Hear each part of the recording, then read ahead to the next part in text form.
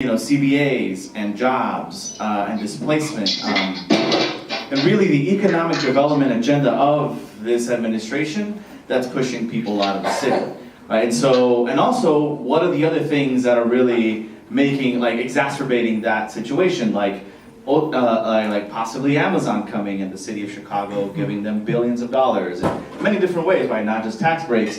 And if it's not Amazon, then it might be Apple or Google, right? So it's from these small developments to the large developments.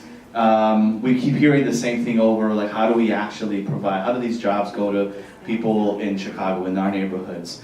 Grassroots Collaborative actually did a report a few years ago that showed that only 1 in 4 downtown jobs went to Chicagoans, right? And so how, what are the things that we can actually put in place that can interrupt that and make that better? So, for the panelists, for everyone here who are looking to get involved in some of these CBA fights, to create CBAs, we wanted to hear from your experience in these fights. What are some of the highs? What are some of the lows? What has been the experience or lessons learned from these campaigns that you all can share with us?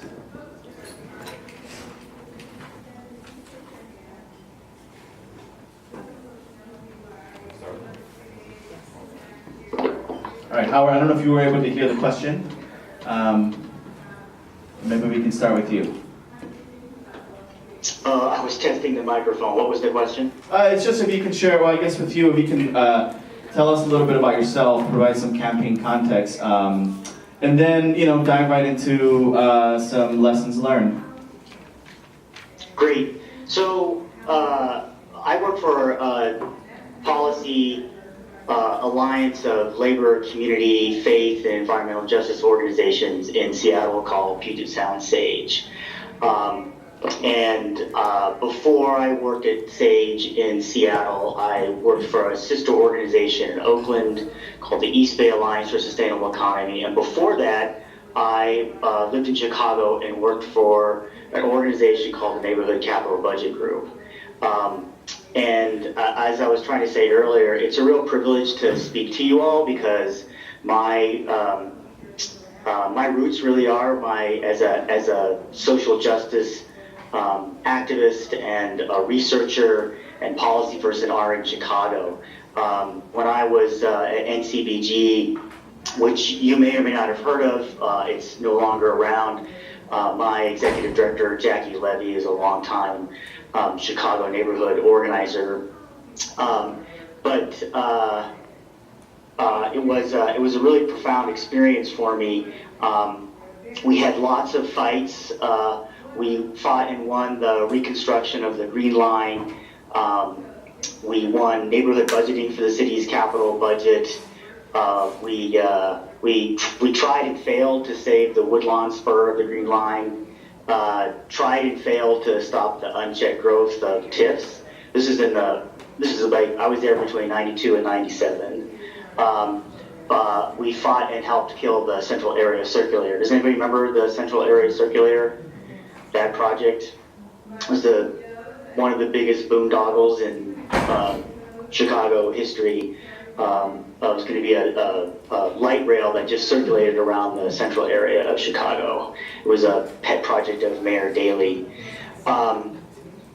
Anyways, and also just, yeah. Is that 3 minutes for my whole thing or my intro? The first part. First part. The whole thing. No, just the intro. Okay, thanks. And I also want to say we were funded by the Woods Fund, and in fact, a group of us youngsters got together because our executive directors weren't talking to each other, and formed the Young Organizer Alliance to do some peer sharing. Again, this is in the 90s. Anyway, so the campaign context is that SAGE has fought and won a community benefits agreement in Seattle in 2008, 2009 for a large-scale retail project in our international district. Before that, in Oakland, I helped fight and win a CBA for a waterfront development, and we also fought and lost a CBA campaign against Pixar. Everybody knows Pixar? Yeah. I can tell you a lesson learned: do not fight a corporation whose mascot everybody loves and adores. Very, very difficult. And over the years, I've worked a lot on not just community benefits agreements, but the policies that help you win those agreements and win those benefits as private capital comes to our communities. So I think that's good for my intro. Great. Thank you, Howard. So we'll give you a second to breathe. We'll come back. We will come back to the question that we have put up. Sharing some highs, some lows, some lessons learned. Amalia, you want to kick us off? So, lessons learned, and then I'll circle back around to the highs. So for just the Southworks development, we've so far gone through 2 developers. We had one developer, McCaffrey, who is not willing to work with the community, and we also had Emerald Living, who was willing to work with us, but then found significant remediation issues that need to be addressed, and funding no longer to go with that. So since there wasn't the funding, they have pulled out. So now we understand that U.S. Steel is talking to 13 interested parties, and with election season coming up, what we've heard is that our mayor wants to have something before the end of the year. So our area, while our area is facing massive divestment in services and funding for our schools, all of our schools on the southeast side were on the chopping block during the last round of school cuts. Every single one of our schools had to fight to stay open. So while we have the massive divestment going on, we are now being inundated with developments. So similar to what Noah was talking about on the north side, we have and we were starting to talk about that, we have the Southworks development, the Obama Presidential Center. There's a proposed Tiger Woods golf course that proposes to combine 2 community golf courses and possibly privatize the South Shore Cultural Center, which in itself was a fight to have community access. There's the Michael Reese Hospital is one of the proposed sites for the Amazon site. I don't know if Amazon's going to be there, but Michael Reese is definitely on the mayor's radar screen for having some sort of development in the near future. So the question our coalition started asking was, how do we get out in front of these developments? And we decided to have a community event or community visioning session where people set the agenda instead of the developers. We wanted someplace to be able to show our power to current, potential, and future developers, as well as our public officials, both the ones that are now and then the candidates who will be running during elections. And we also wanted to get movement on all of our proposed developments. So what we wanted was that the community could have a say and set the priorities for all developments, not just Southworks, but developments that are now and in the future, because we knew if this is what we knew about, there's a lot more we don't. So, and this isn't about recreating the wheel, but formalizing what we already know that we want. If you've heard some themes in all of our discussions, is that we know everybody wants living wage jobs. We know that everyone is fighting for affordable housing. We know we want to live in healthy communities. So since we started talking about this, we now have 4 more developments, 3 of them with huge environmental issues. We have a toxic landfill that is being proposed for the 10th ward. It would be the 9th landfill in the ward. We have General Iron, who is like a metal recycling place. They have a history of EPA violations. They're being chased out of Lincoln Park, and they're merging with a local company to prevent community input. And they're going to increase truck traffic from 200 trucks to 1,200 trucks a day. We also have Reliable Asphalt and another company which would be taking used asphalt and sending the good parts back out. and then we're wondering what's happening with the bad parts that they are doing. So one of our leaders in the meeting said, you know, these developments cost them little, but it costs us a lot. So, and we also know we have 2 other developments in process, right? There's a Southworks and there's another development. So our visioning session we wanted was for the whole southeast side. It's now more important than ever, not only to have community input, which is our original idea, but also to set community standards about what is and what isn't good development. So we are talking about working as a group for the region to create like a good neighbor policy. And we've also started having conversations with other organizations about some of the citywide applications because like I said, it's no longer just the 1 development or the 2 developments, but now they're like rabbits and they're multiplying. So on the other hand, to end on a high note, we have also gotten our alderwoman on board. She is supporting our jobs pipeline and has been connecting us to the developers that are coming. She is also talking about our expectations of CBAs, and we've got how we did that. So for lessons learned is that we got her support early. We got her support before she ran, and she and many of the candidates attended our town hall meetings. So we wouldn't let candidates announce that they're running, but when we went back to invite them to events, we realized they'd already been to some. So, so she and many of the candidates attended our town halls. She also attended a march that we had, and then all of our coalition members had candidates forums. Since we're going into election season again, all of our coalition members that had candidates forums, all of us agreed that at least one of those questions would be something on supporting CBAs for Southworks. So now, with this visioning session, we're looking at doing it in October. We haven't set a date, but we are very well aware that we're going into election season, and that's where our priority is.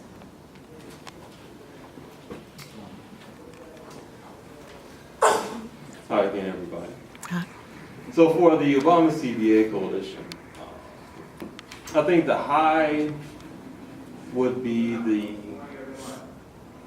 I don't know if concessions is the right word, but the things that the development has done differently that they otherwise would not have done if we weren't there. So the people might see they're kind of catching some heat now for tearing up Jackson Park ahead of any real community process. But to replace the athletic fields that the presidential center is going to be placed on. So there's a track that the Bears paid to put there years ago that the Hyde Park Academy across the street uses as their athletic field. And people around the city use it for all sorts of different things, soccer, barbecues, just hanging out. So that's going to be torn up, and so we were pushing, saying, okay, what are you going to do, right? So what are the high school students supposed to use at their athletic field if you're tearing up their track?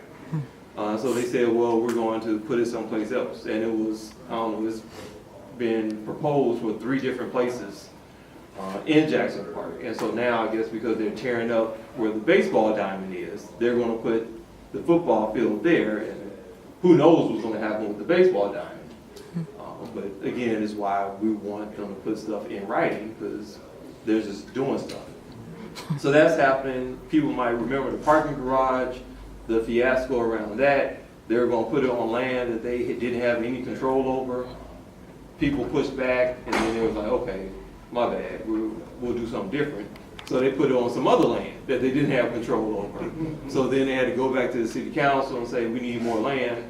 The 19 acres you gave us isn't enough. We needed a few more.